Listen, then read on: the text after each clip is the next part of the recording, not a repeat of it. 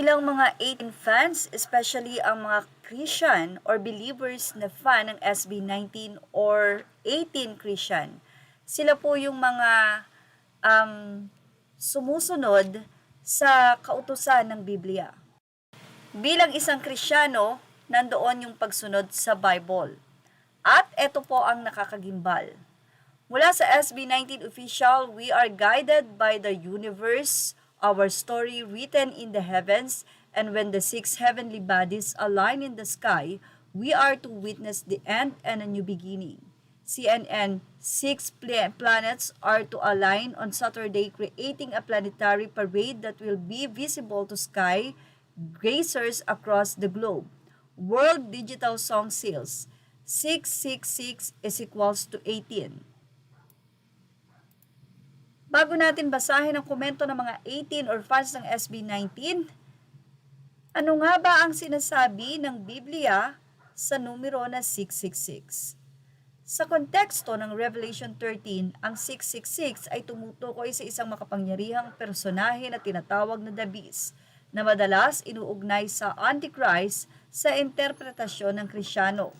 Ang 666, matinding imperfection, kasamaan, tao na gustong pumalit sa Diyos.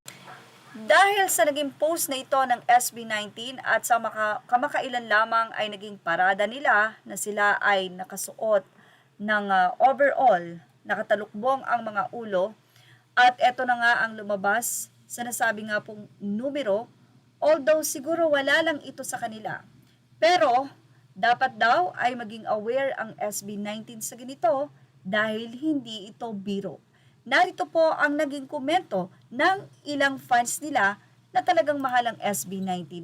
Nila, sabihin nyo ng OA talaga, pero anak ako or anak po kasi ako ng pastor, kaya may alam din po ako sa ganyan. Biro-biruan lang naman natin yan, kaso nakakakilabot naman yang 666. Nakakabilib pa ang ilang 18 dahil talagang napaka-honest nila sa kanilang sarili. Say nila, sa nasabi nga pong post na ito ng SB19, bakit naman 666? Kaya napagsasabihang kulto At narito pa ang mahabang say ng isa. Kaya nga, bigla akong nalungkot tapos nakita ko pang may paribulto sa BGC na hindi mo mawari ang itsura na nakatalukbong. Kahit para sa iba, hindi ito papansinin, pero nagkataon lang bang maging aware sana ang SB19 dito. Alam kong matalino sila at may takot sa Diyos. Baka lang hindi nila nalalamang ginagamit ito ng kaaway, wag naman sana kadalasan kasi kung sino yung mga sikat yun ang ginagamit.